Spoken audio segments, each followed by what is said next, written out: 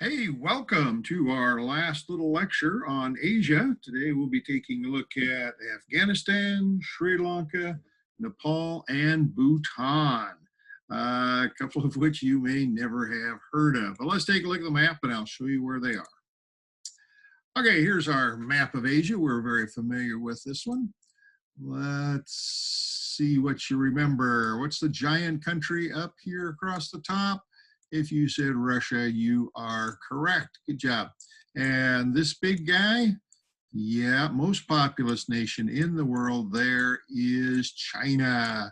China, okay. China claims this little island right here. Do you remember what this island is called? If you said Taiwan, you are right on the money. Okay, this is the Sea of Japan. So this series of islands must be, of course, Japan. Okay, Japan. We have these two little countries right here we talked about. We have North Korea, which is a scary country because they're a little dictatorship with nuclear weapons. And at the bottom, we have South Korea right here. South Korea being an incredibly productive country. For a small country, they do real well for themselves. This big body of water here is south of China, so it must be the South China Sea. Very good. Okay. Between Russia and China, we have this place. It is called Mongolia. Mongolia. Okay. We looked at 5 stands up here. And we remembered the key to remembering them is that the K's are on top. So this is Kazakhstan. This is Kyrgyzstan. Tough to make a little K like that. The K's are on the top. The T's are on the bottom. Here's Turkmenistan, Tajikistan, and oozing through and touching them all is Uzbekistan. Okay, good. We learned that this is India. This is the second most populous country in the world. Probably in the next 20 years will be the most populous. Okay, so we got India. We learned that they do not get along with this country here. This is Pakistan. And this one here is Bangladesh. Here we have Myanmar. Here we have Thailand. Long skinny one here is Vietnam. And we have Laos and Cambodia. Okay. The country that is in 2 pieces is Malaysia. This is Malaysia and this is Malaysia. We have the tiny little Sultanate of Brunei. We have little Singapore, and then we have great big Indonesia, which is all of this plus more that's down here that you can't see.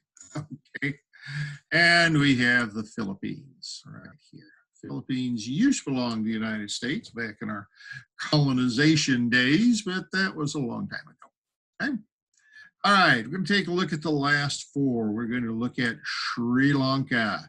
Sri Lanka used to be called Ceylon, Ceylon, but it's been Sri Lanka long enough that most people don't remember Ceylon, but you might see it on old maps or something. We're going to take a look at Afghanistan right here.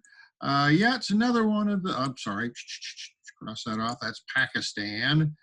Afghanistan is right here. Now, remember, we've got these 5 stands up here. There are actually 7. We have Afghanistan and Pakistan. Okay. So Pakistan and India don't like each other. They're both armed with nukes, and we have to keep an eye on those. But we're not going to do those today. We're doing Sri Lanka, Afghanistan, Nepal, this country right here, and this little one right here, Bhutan. Okay, so down here, Sri Lanka, Afghanistan, Nepal, and Bhutan right there. Okay, so remember where those are, and let me pull up some notes for you here. let's start with Afghanistan. Since the United States has had a lot to do with Afghanistan because we went to war in Afghanistan. I'm going to skip Pakistan. We've talked about that already.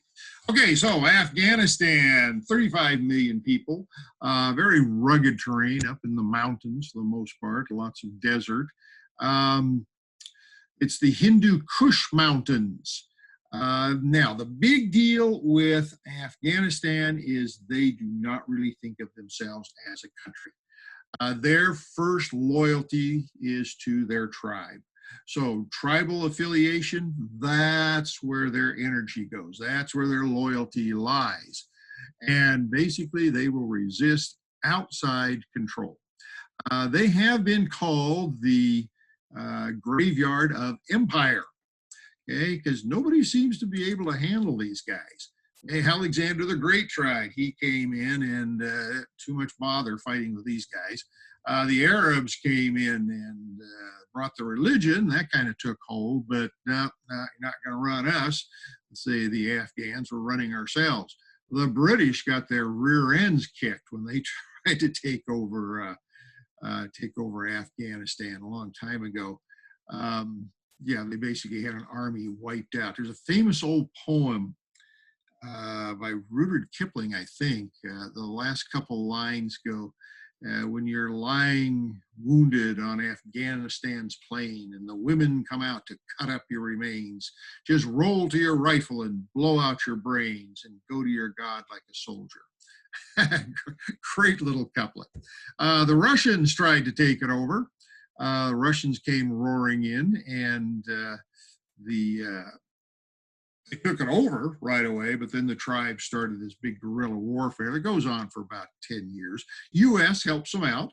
The Russians had these giant helicopters that are armored, and there's nothing that the little Afghans can do with their little Kalashnikov rifles until the U.S. starts supplying them with Stinger missiles. Stinger missile is just a little shoulder-launched anti-aircraft missile that started dropping Russian helicopters like flies, and eventually the Russians pulled out. And oh my gosh, who's there now? Yeah, the U.S. I don't have time to go into that story, but the people that attacked the World Trade Center were coming out of and were protected by Afghanistan. And so U.S. responded by going in and taking over Afghanistan. And now, many decades later, not many, but a long time later, we're still there. Will we ever get out? Who knows? Here's the kind of the little timeline of what went on there. Not really going to go into it. Yeah, here's the number, 18 years. It'd be 19 years now. We're still there. So anyway, that is Afghanistan, graveyard of empires. Yeah, maybe we'll be out of there someday. Some of you may have had family that have uncles or fathers or grandfathers or somebody that has served there. Okay, so that's just a quick look at Afghanistan. All right, let's take a look at, where is it here? I think I've lost it.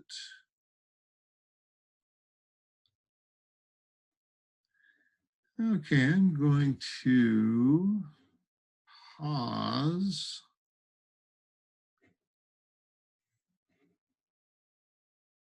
The recording. Okay, I'm back and I think I have found it. Yep, there it is. It kind of vanished. Okay, so we're going to take a quick look at Nepal first. Nepal's good size, about 28 million people, mostly Hindu, and they are living in and around the Himalaya mountains. Okay, Himalaya mountains, the tallest mountains in the world, 8 of the 10 world's 10 tallest peaks are in the Himalayas, including significantly Mount Everest. Now, this does not mean they all live on the top of the mountains. Okay, no, they don't do that. Nobody can live on the top of those mountains. They live down at the base of those mountains on basically kind of a plain between the actual mountains and India. This is where most of the population lives. It's a very poor country. You can see the GDP figures, particularly the 155th GDP per capita. They do not do well. Even more significant is what percentage of the GDP is actually remittances, 28%. Basically, remittances, remember, that's when you live in one country, you work in another country, and send money back to support the family. Most of those people will be working in India. So, like I say, poor country, agriculture, tourism, the mainstays of the economy of the country, with the most significant thing about the tourism being Mount Everest. Okay, lots of people want to climb Mount Everest. It's just a big macho thing to do, and it is extremely expensive to do. Numbers I ran across was anywhere from 30,000 to 160,000 per climber, and actually I've heard of it being much more than that. But those are the latest numbers I ran across. This is not just a thing you do on the weekends. Generally takes a couple months to do it. By the time you get in the country, as you climb to different altitudes, you have to stay for a while for your body to acclimatize to that particular level of altitude. It is a very strenuous, difficult, dangerous thing to do. 6.5% chance of dying when you try and climb this thing. And most people that try to climb it don't make it to the top. They either don't make it or they die in the process. There's supposed to be about 300 bodies littering the mountain, and yeah, some of them are where other climbers can't see them. Why don't you bring them down? Hey, you're lucky if you can get to the top and get down on your own, let alone dragging corpses off the mountain. So anyway, that's the big deal with Nepal is Mount Everest. Okay, let's take a quick look at Bhutan. Okay, remember Bhutan's just a little bit to the east. Again, this one is up in the Himalaya Mountains, although they don't have the really tall peaks. Very small population, 750,000, very poor. Most of them are engaged in agriculture, although there is some tourism and a certain amount of mining, but their biggest export, electricity. Going to India. Now you think of it, okay, they're up in the mountains, they got steep canyons, they got glaciers, they have snow, it melts. They have big changes in altitude, so they started here, takes a long time to build a dam, but they started here some time ago building dam, and these dams are now coming online, and India needs the electricity. So this has turned into their biggest export. Nepal, looking at what Bhutan has done with this, has started building a lot of dams too. So yeah, they're going to take advantage of what nature gave them. All right, final one we want to look at is Sri Lanka. Sri Lanka used to be called Ceylon a long time ago. About 22 million. This one was colonized by everybody. Okay, the first ones to get around the Horn of Africa, of course, were the Portuguese. They settled in what is now Sri Lanka. They were displaced by the Dutch, who were displaced by the English. Each one of them ruled Sri Lanka. It's right there, island just off the coast of India. It's a very convenient place for shipping. And so everybody kind of wanted it. Well, of course, the era of decolonization, which we've talked about before, 1948, it becomes its own country, and almost immediately gets involved in this long-running civil war. There's a group in the north called the Tamils. They call their army the Tamil Tigers, and they did guerrilla war for 26 years, and then finally Sri Lanka just got sick of it, and they went in 2009 and just plastered them. It was no holds barred, it was brutal, and they just crushed the rebellion. Some human rights abuses. I still remember seeing it on the news. There were lots of people outraged at what Sri Lanka was doing. However, it did bring about a peace after 26 years. So it's mostly Buddhist country, mostly agriculture. See its exports there. Not a wealthy country. You can see the GDP stuff there. However, it does have a very interesting name for its capital, Sri Jayawar Dinapura Kotte. Sri Jayawar Dinapura Kotte. Yeah, that's a long honking name. So, all right, well, that wraps up Asia. Of course, there's so much more to talk about, and it's so frustrating having to race through it like this. But that's what happens when I can't have you right in front of me. So study up on the countries, get your assignments in. Have a great day.